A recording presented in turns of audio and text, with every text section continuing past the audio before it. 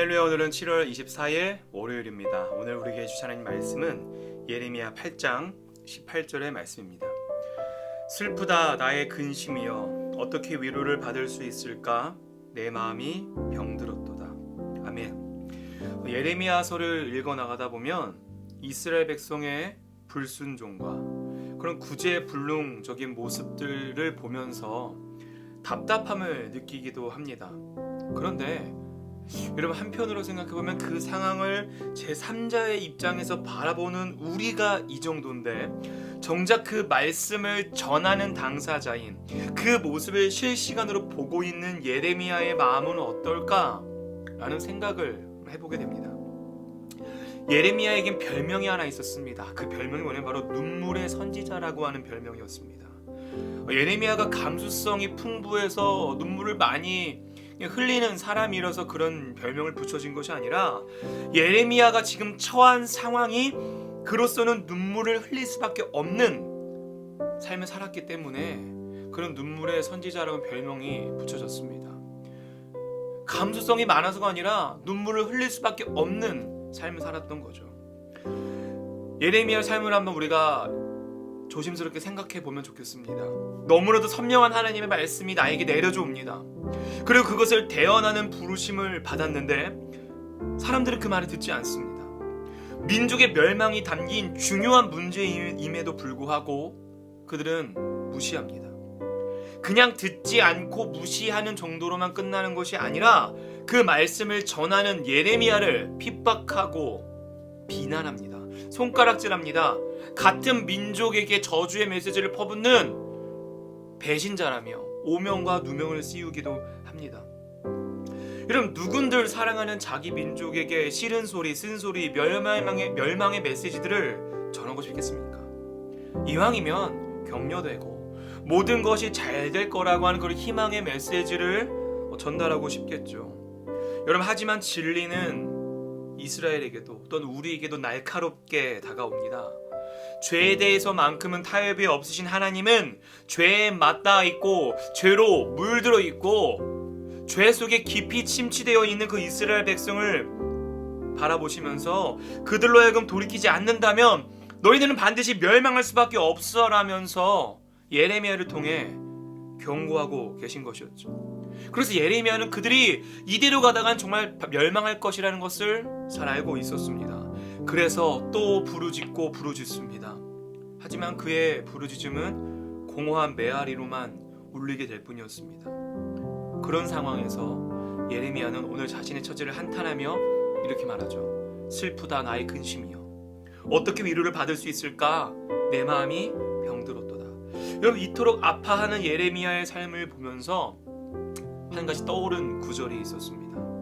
바로 마태복음 5장에 나오는 8복 중에서 두 번째 복인 바로 애통하는 자는 복이 있나니 라고 하는 구절이었습니다. 여러분, 예레미야의 삶을 복된 삶이라고 하실 수 있겠습니까? 배신자란 낙인이 찍히고 매일같이 눈물이 마를 틈이 없는 그런 그의 삶이요. 오늘 18절에서 슬프다 나의 근심이여, 어떻게 위로를 받을 수 있을까? 내 마음이 병들었습니다. 이런 고백을 하는 삶이요. 여러분, 그 삶을 우리는 복되다고 평가할 수 있습니까? 네. 여러분, 그는 지금 애통해하고 있습니다. 그런데 그 애통해하는 이유를 살펴봐야겠죠. 여러분, 애통이란 말 그대로 한자로 슬플 애에 아플 통입니다. 아프고 슬픈 것입니다. 그런데 그게 왜 복되다고 예수님은 말씀하셨을까요? 그게 뭐가 좋다고요? 여러분 가운데 슬프고 아파하길 원하시는 분 계십니까? 안 계실 겁니다. 근데 성경은 말하는 거예요. 애통하는 자는 복이 있다고요. 왜 그럴까요?